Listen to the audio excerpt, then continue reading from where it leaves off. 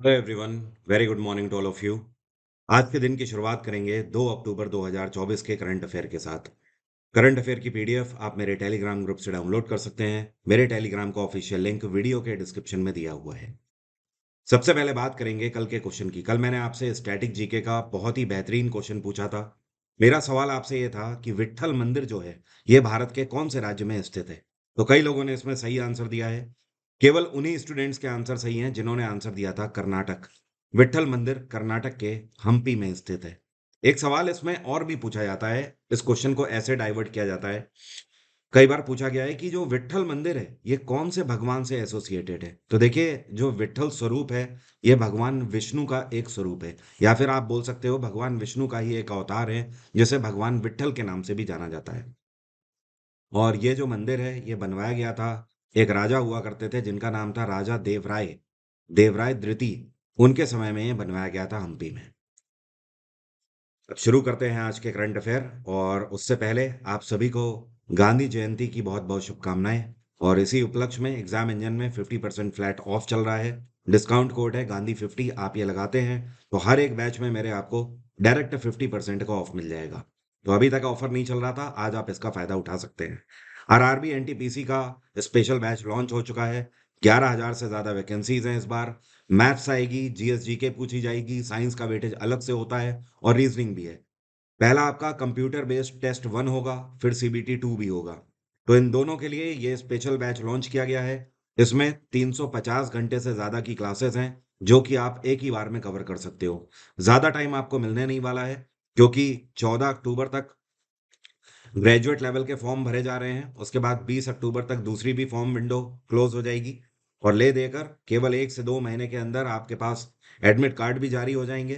तो कोर्स बहुत सारा है और कवर आपको करना है, ये आपके लिए बेस्ट ऑप्शन है। स्पेशल बैच की मदद से आप एक ही बार में सारा सिलेबस कवर कर सकते हैं। इसमें स्पेशली आरआरबी एनटीपीसी के लिए ही क्लासेस लगाई गई हैं। 350 से ज्यादा घंटे की क्लासेस हैं, और 1 साल की वैलिडिटी है इसमें। 24/7 रिकॉर्डिंग अवेलेबल है। इस बैच का डायरेक्ट लिंक भी वीडियो के डिस्क्रिप्शन में है। टेलीग्राम पर भी शेयर कर दिया गया है, और आप एग्जाम इंजन एप्लीकेशन में जाके प्रीमियम कोर्सेज वाले ऑप्शन से भी इसे अवेल कर सकते हैं। अब शुरू करेंगे करंट अफेयर। अभी हाल ही में काजिंद 2024 नाम की जो मिलिट्री एक्सरसाइज है ये कौन से दो देशों के बीच में कंडक्ट करी गई है। तो ये एक्सरसाइज शुरू हो चुकी है भारत और कजाकिस्तान के बीच में। हर साल ये एक्सरसाइज भारत कजाकिस्तान के ही साथ कंडक्ट करता है। और पहली बार जो ये एक्सरसाइज है इसकी शुरुआत 2016 में करी गई थी। उसके बाद से पर ईयर ये 1 साल कजाकिस्तान में कंडक्ट होती है, फिर 1 साल भारत में, फिर 1 साल कजाकिस्तान में, फिर 1 साल भारत में। मतलब ऑल्टरनेटिव ईयर्स में कंडक्ट होती रहती है। इस साल ये कहाँ पर कंडक्ट हो रही है, तो इस साल ये भारत में कंडक्ट हो रही है, उत्तराखंड में। ये एक्सरसाइज 30 सितंबर को शुरू हो चुकी है, और अब ये 13 अक्टूबर तक चलेगी। इंडियन आर्मी की तरफ से 120 आर्मी सोल्जर्स इसमें हिस्सा ले रहे हैं। और कजाकिस्तान की अगर बात करें तो इसकी कैपिटल क्या है, इसको बोलते हैं अस्ताना। क्या बोलते हैं? अस्ताना। और कजाकिस्तान के जो प्रेसिडेंट हैं इनका नाम है कासिम जोमार्थ तकिएव। क्या नाम है?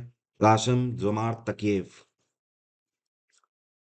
ये कौन से भारतीय एथलीट हैं जिन्होंने नेशनल रिकॉर्ड ब्रेक कर दिया है? दरअसल वर्ल्ड एथलेटिक्स कॉन्टिनेंटल टूर का आयोजन अभी हाल ही में किया गया है जापान में। वहां पर पुरुषों की 5,000 मीटर की जो दौड़ थी, मतलब 5,000 मीटर का मतलब हो गया 5 किलोमीटर। तो 5 किलोमीटर की दौड़ में गोल्ड जीता है इन्होंने। तो जो आपको पिक्चर में दिख रहे हैं इनका नाम है गुलवीर सिंह।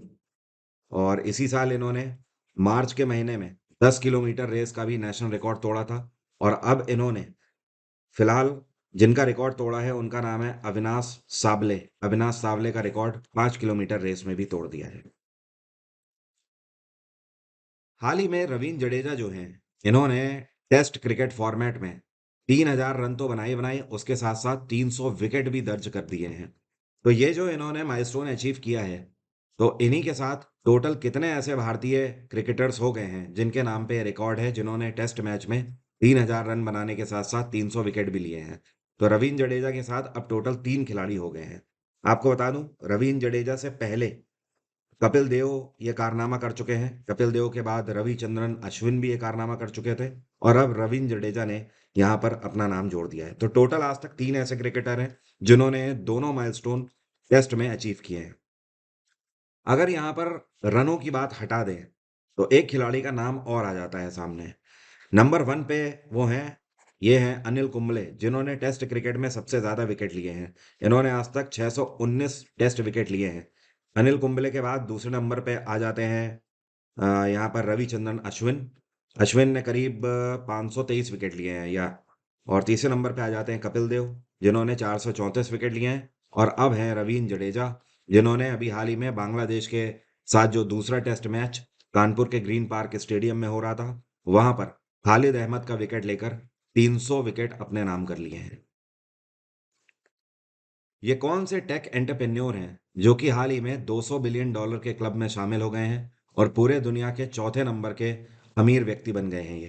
तो ये हैं मार्क जुकरबर्ग, और फेसबुक के फाउंडर हैं, और अब इसे मेटा के नाम से भी जाना जाता है। तो फेसबुक के फाउंडर मार्क जुकरबर्ग, इनकी जो नेट वर्थ है ये $200 बिलियन को क्रॉस कर गई है। इस टाइम पर नंबर 1 पे कौन चल रहे हैं? तो नंबर 1 पे है एलोन मस्क, जिनकी नेट वर्थ है $265 बिलियन। और नंबर 2 पर जो हैं, ये हैं जेफ बेजोस, अमेज़न के फाउंडर, इनकी नेट वर्थ है $216 बिलियन। और नंबर 3 पर हैं एलबीएमएच के चेयरपर्सन बेर्नार्ड एर्नोट, और चौथे नंबर पे हाल ही में दिल्ली हाई कोर्ट के नए चीफ जस्टिस के रूप में किसको अपॉइंट किया गया है? तो जो आपको पिक्चर में दिखाई दे रहे हैं, इनका नाम है जस्टिस मनमोहन। और जब दिल्ली हाई कोर्ट या फिर कोई भी हाई कोर्ट हो, तो उस हाई कोर्ट के जज या फिर चीफ जस्टिस को कौन अपॉइंट करता है, उन्हें शपथ कौन दिलाता है? तो उन्हें शपथ दिलाते हैं वहाँ के लेफ्टिनेंट गवर्नर या फिर गवर्नर। तो क्योंकि दिल्ली एक यूटी है, यहाँ पे लेफ्टिनेंट गवर्नर है, और ये गवर्नर कौन है? विनय कुमार सक्सेना। इनके द्वारा जस्टिस मनमोहन को शपथ दिलाई गई। और इससे पहले जस्टिस मनमोहन जो हैं, ये पिछले साल नवंबर 2023 में दिल्ली हाई कोर्ट में एक्टिंग चीफ जस्टिस के रूप में अपॉइंट किए गए थे। तो करीब करीब 1 साल एक्टिंग चीफ जस्टिस रहने के बाद अब ये परमानेंट चीफ जस्टिस अपॉइंट हो गए हैं। इनकी उम्र है 61 साल। और अगर बात करी जाए तो ये कितने साल और यहाँ पर सर्व कर सकते हैं, तो हाई कोर्ट में जो रिटायरमेंट एज होती है वो 62 साल होती है। तो करीब ये अगले 1 साल तक सर्व कर सकते हैं दिल्ली हाई कोर्ट में अब। हाल ही में जम्मू कश्मीर के डायरेक्टर जनरल ऑफ पुलिस के रूप में किसको अपॉइंट किया गया है? तो जो आपको पिक्चर में दिखाई दे रहे हैं, सीनियर आईपीएस अधिकारी हैं नलिन प्रभात। इससे पहले ये एनएसजी के डायरेक्टर भी बनाए गए थे, नेशनल सिक्योरिटी गार्ड के। तो अब इनका ट्रांसफर जम्मू कश्मीर में डीजीपी की पोस्ट पर हो गया है। और हाल फिलहाल में ही पिछले 1 महीने के दौरान में ही एनएसजी के नए डायरेक्टर जनरल बनाए गए हैं भृगु श्रीनिवास। वैसे नलिन प्रभात ने जगह ली है आर स्वैन की। आर स्वैन रिटायर हो गए हैं। हाल ही में अनाउंसमेंट कर दिया गया है भारत सरकार की तरफ से कि इस साल 2024 का दादा साहेब फाल्के अवार्ड किसको दिया जाएगा। तो इस बार का जो दादा साहेब फाल्के अवार्ड है, ये दिया जाएगा मिथुन चक्रवर्ती को 2024 का। क्या आप जानते हैं 2023 का किसको दिया गया था? इंपॉर्टेंट ये भी है, ध्यान रखें, क्योंकि पिछले 1-2 साल के भी इस तरीके के पूछ दिए जाते हैं अवार्ड। तो पिछले साल 2023 का वाहिदा रहमान को दिया गया था। किसको? वाहिदा रहमान को। ध्यान रखिए, जैसे कि खेल में सर्वोच्च सम्मान मेजर ध्यानचंद खेल रत्न सम्मान है, उसी तरीके से सिनेमा क्षेत्र का हमारे देश में सबसे बड़ा सम्मान है दादा साहेब फाल्के अवार्ड। और मिथुन जो है, इन्होंने पहली बार 1976 में नेशनल फिल्म अवार्ड जीता था। और इस बार जो ये पुरस्कार इनको दिया जाएगा, ये आने वाले 8 अक्टूबर को दिया जाएगा नई दिल्ली में विज्ञान भवन में। राष्ट्रपति द्रौपदी मुर्मू के द्वारा ये पुरस्कार इनको दिया जाएगा। हाल ही में एसबीआई कार्ड ने सिंगापुर एयरलाइंस के साथ एक पैक्ट साइन किया है और इनके साथ मिलकर अपना एक नया कार्ड लॉन्च किया है। इस कार्ड का नाम क्या है? इसका नाम है क्रिस फ्लायर एसबीआई कार्ड।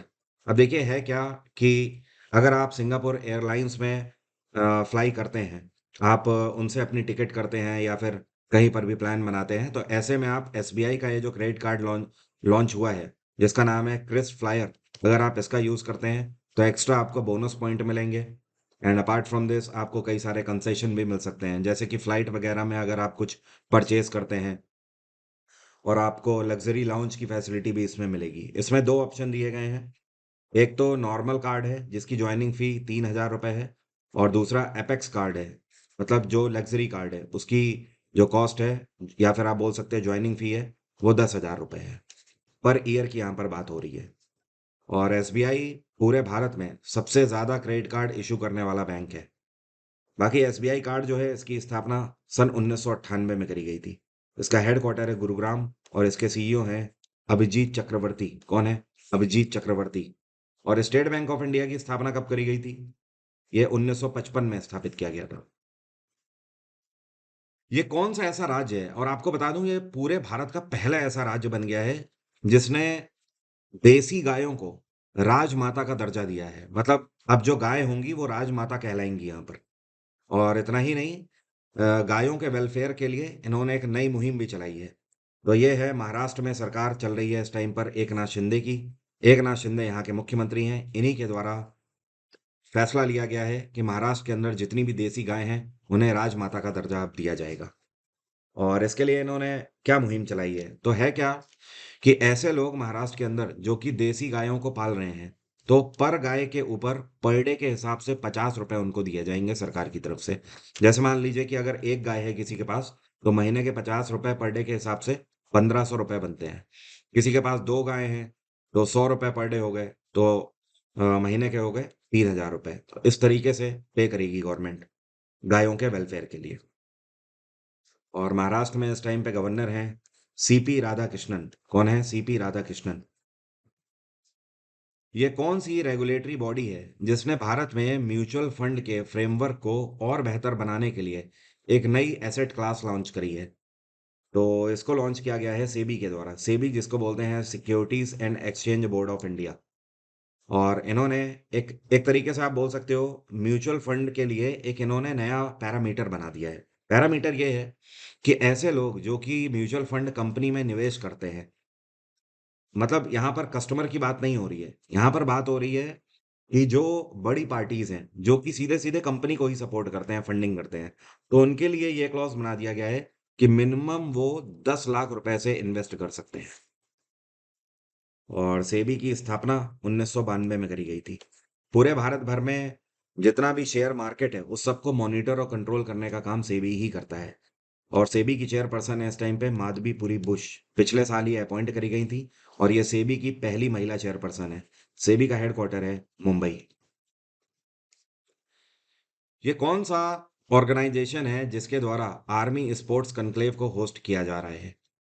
तो इसको भारतीय सेना होस्ट कर रही है। और आर्मी स्पोर्ट्स कन्क्लेव का मेन उद्देश्य है इंडिया 2036 ओलंपिक्स। देखिए, आर्मी ये चाहती है कि आने वाले ओलंपिक्स में भारतीय सेना की तरफ से भी कई जवान हिस्सा लें और भारत के लिए मेडल लेकर आए। Apart from this, Indian army ये भी चाहती है इसमें कि गवर्नमेंट को ओलंपिक्स कंडक्ट करने में आगे चल के जो भी सेना की मदद चाहिए होगी उसके लिए सेना तत्पर है। तो ये है इसका मेन उद्देश्य। जो आपको पिक्चर में दिखाई दे रहे हैं इनका नाम है इशप्रीत सिंह चड्ढा। क्या नाम है? इशप्रीत सिंह चड्ढा। इन्होंने हाल ही में प्रो सर्किट स्नूकर टूर्नामेंट में सेमीफाइनल में अपना नाम क्वालिफाई करा लिया। मतलब ये सेमीफाइनल में पहुंच गए हैं। तो हुआ क्या है कि पिछले 10 साल में ये पहले ऐसे भारतीय बन गए हैं जो कि प्रो सर्किट स्नूकर टूर्नामेंट के सेमीफाइनल में पहुंचे हों। तो इसके लिए इन्होंने किसको हराया है? तो जिसको इन्होंने हराया है वो 4 बार के वर्ल्ड चैंपियन रह चुके हैं और इनका नाम है मार्क सेल्बी। इनको हराकर ये सेमीफाइनल में पहुंचे हैं। इतना ही नहीं, इन्होंने पंकज आडवाणी को भी हराया है, जो कि पंकज आडवाणी को इन्होंने 6 रेड स्नूकर नेशनल चैंपियनशिप के लिए हराया था इंदौर में कुछ टाइम पहले। तो नाम इनका ध्यान रखिएगा, इस टाइम पर न्यूज में है स्प्रीत सिंह चड्ढा। बाकी मैंने आपको बता ही दिया है, आज ये ऑफर चल रहा है। फ्लैट 50% ऑफ है हर एक बैच में। चाहे आप आरआरबी एनटीपीसी बैच अवेल कर सकते हैं या फिर आप स्टैटिक जीके का जो बैच चल रहा है कंप्यूटर के साथ, ये लाइव बैच है, इसे भी अवेल कर सकते हैं। और 2025 के एग्जाम्स के लिए फाउंडेशन बैच भी इस टाइम पर जीएस का चल रहा है लाइव, उसे भी आप अवेल कर सकते हैं। या फिर फाउंडेशन रिकॉर्डेड बैच भी अवेल कर सकते हैं जो कि हर एक एग्जाम के लिए, मतलब वेरियस ऑप्शन है आपके पास एग्जाम इंजन एप्लीकेशन में। जैसा कोर्स आपको चाहिए वैसे कोर्स आप मेरे अवेल कर सकते हैं। और मैं क्या-क्या कवर करता हूँ फाउंडेशन बैच में या जीएस में, उसका पूरा सिलेबस यहाँ पर दिया हुआ है। History, polity, geography, science, economics, computer, ये सब कुछ। और इतना ही नहीं, साथ में 1 लाइन का क्रैश कोर्स, ये सब आपको 1 साल की वैलिडिटी के साथ मिलता है। और पूरे 24/7 रिकॉर्डिंग अवेलेबल रहती है इसमें।